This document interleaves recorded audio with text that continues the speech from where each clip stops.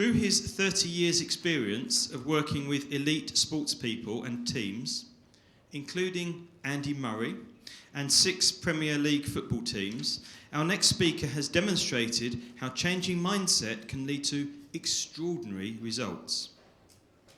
In this highly engaging talk, he will share his experiences and offer some guidance on how you can change your mindset and flourish. Please welcome to stage Roberto Forzoni.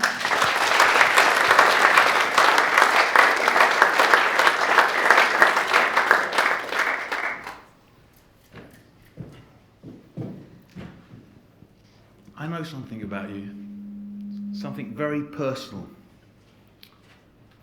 I know something about you as well, very personal indeed. In fact, I know something about every one of you sitting down here today.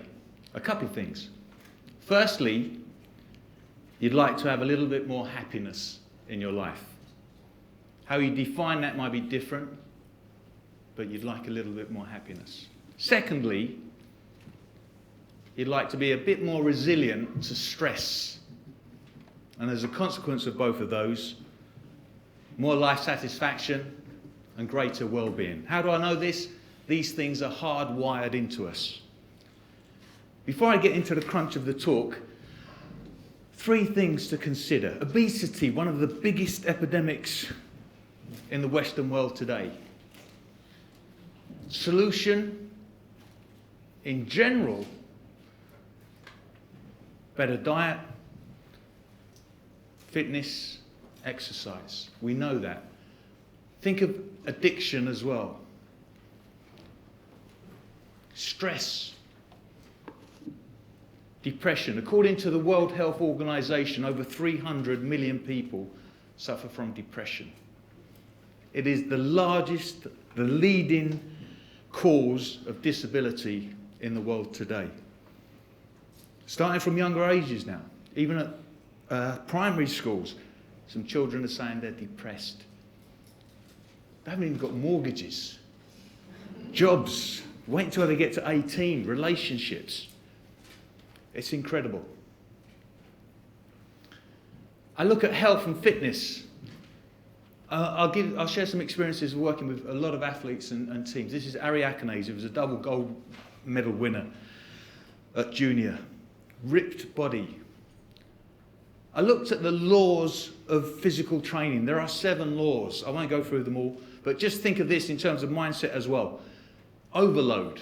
If you want to get fitter, you want to get healthier, you need to overload your body. You need to go to the gym and do weights that you haven't done before. Then there's a law of progression. Once you get used to those weights, you need to progress to something more. And regression is another law of training. If you stop training, you lose it. Use it, lose it. Addictions, stress, depression, fitness. We know what to do, but we don't always do it. Why? This little fella causes havoc. The most complex organism known to man. Very difficult to control. I've spent 30 years working with athletes, studying psychology, lecturing at universities all around the country, giving talks all around the world on mindset. And I've dwindled down 6 key concepts, 6 things that if you do, it will help you get happier in your life, build resilience to stress, and as a consequence, give you greater life satisfaction and well-being. I'm going to whip through some of these really quickly. Start with one of the most important psychological concepts to come out, one of the best models in the last 15, 20 years, probably of all time, the growth mindset. If you look at some of the research in the States, the results of using this particular model have been exceptional.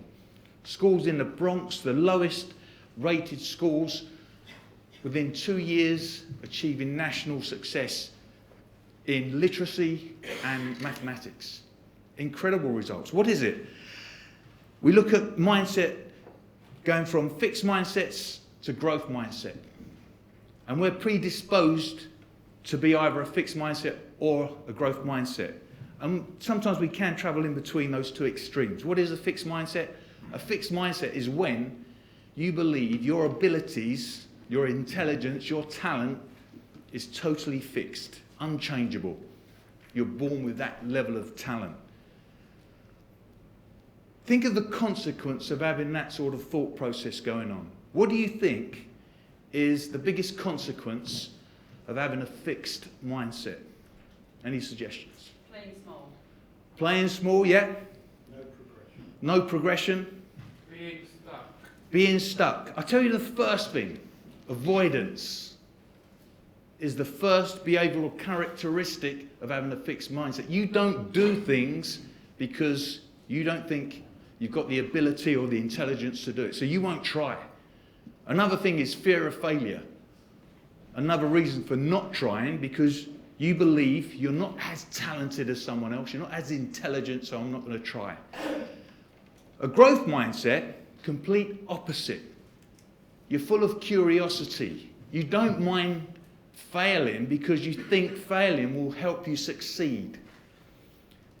The differences between a growth mindset and a fixed mindset will change the way you think your life. This is Ashley Nelson, young athlete, came to me, wanted to give up athletics. Didn't know where she was going. We looked at her mindset, it was pretty fixed. She changed that, become a medal winner 5 times over. In fact, won a medal at the World Championships a couple of weeks ago. Changing her mindset.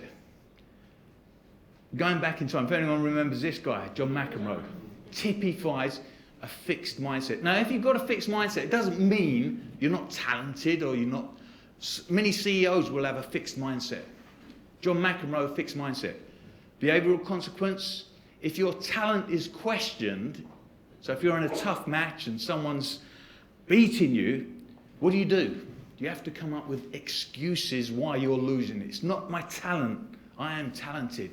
It must be, he blamed everything and everyone for losing matches. Once, he blamed the photographer. Now imagine this, you're playing at Wimbledon, Open Championship, the world is watching, you've got 1 million photographers, well, a few hundred, click. He blamed the photographer for losing a point because he heard the camera click. He used sawdust to keep the sweat off his palms. He blamed the person who ground the sawdust. It wasn't coarse enough, so he had to go and change. That's why he lost. Not because he was playing badly, always have an excuse. Typifies a fixed mindset. A growth mindset, on the other hand, Michael Jordan typifies this. Didn't make his high school basketball team. Read his story, it's fabulous.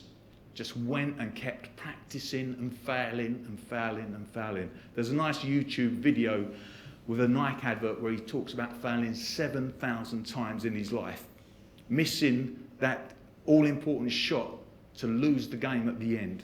And he said, that is why I'm so successful, because I failed. I'm not there yet. That's a great part of the growth mindset. So what they did in the States, in one particular school, instead of giving them a fail, the mark was not there yet. Now think how inspiring that could be for a child. I haven't failed, I'm not there yet. Consequence of that, I can get there if I practice more, if I do more things. This is Jeanette Kouachi, another medalist. She used to come over from West London to the LTA in Roehampton, where I was National Psychology Manager for the LTA. She used to come over every week to do an hour of psychology. Fabulous. I'll give you a personal story. When I finished my Masters in 2001, I was asked to lecture at Brunel University. They said, you're working in sport, you've got really good grades, can you lecture? The students will love it because you're applied as well as research-based. One problem, I could not stand up in front of people and speak. During my master's course, if they asked me to give a presentation, I was cacking myself. I was sweating. I used to bring a towel on stage. Honestly, even if there were 2 people, I'd bring a towel on. And so I said, no, I don't want to lecture. They said, look, we've got 3 modules you can lead, 2 master's modules and an undergraduate module. I think they're confident in my ability. I said, I'm really busy. I won't be able to fit it in. they said, we'll change the modules to suit your week. And we'll give you this much money. So I said, okay, I can do it Thursday afternoon, Thursday evening. So they changed the modules to those times.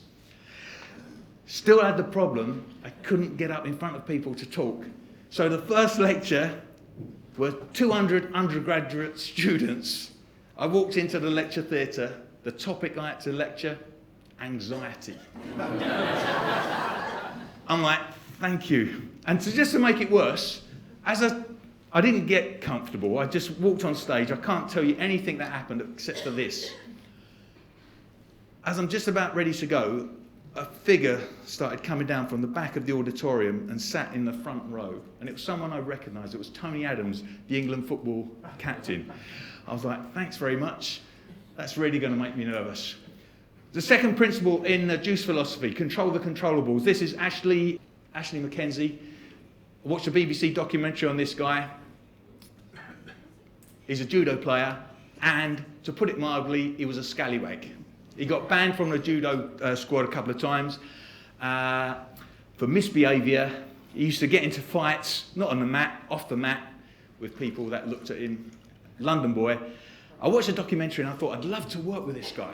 6 months later, I get a call from the British Judo Association. We've got a player we'd like you to work with. I said, is that Ashley? They said, yes. How do you know? I said, well, I didn't know for sure, but it'd be nice to work with him. He's a London lad. I said, why do you want me to work with him? You've got a lot of psychologists working with the British Judo Association. They said, you work in football. He likes football. You're a London guy. He's a London guy. You might hit it off. We hit it off together. He wasn't focusing on the things he can control. That's a big mantra in sport. Control the controllable factors. We had a great talk this morning from Darren. Thank you. That really was inspiring. In terms of controlling the controllables. Being comfortable, being uncomfortable is a nice little term we use in sport as well. Being comfortable, being uncomfortable. What does that mean? If you're going to do something and you're uncomfortable, that's okay. Get used to it. I got used to getting up in front of people and being uncomfortable. So it got to the stage where I could just about do it and get through. So what are the things you can control? Work rate, effort, attitude are three big, what I call non-negotiables. This is the third part of the model. Choose your attitude. This is really important because you imagine a room full of people and you're pretty neutral. Someone comes in and they're really buzzing. They're really happy. They're telling you some stories. That attitude spreads around the room.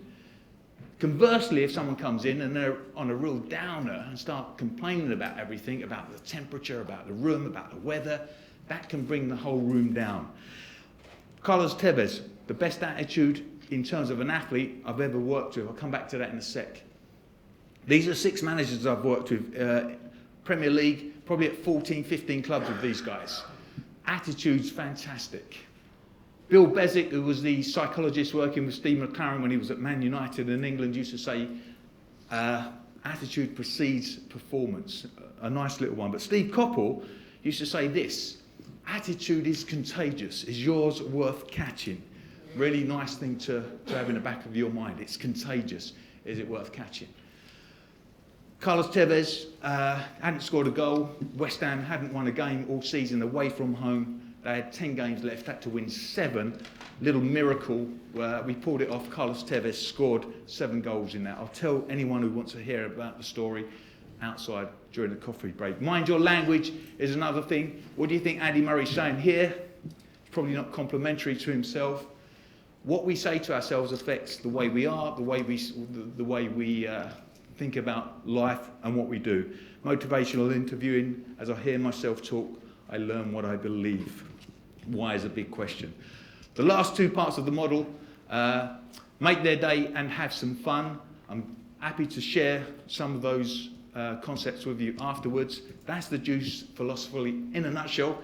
If you take one thing from any part of those components, I think your life will get better, richer, you'll be happier and more life satisfaction. If you take something from each of those, you'll have an extraordinary life. Thank you very much.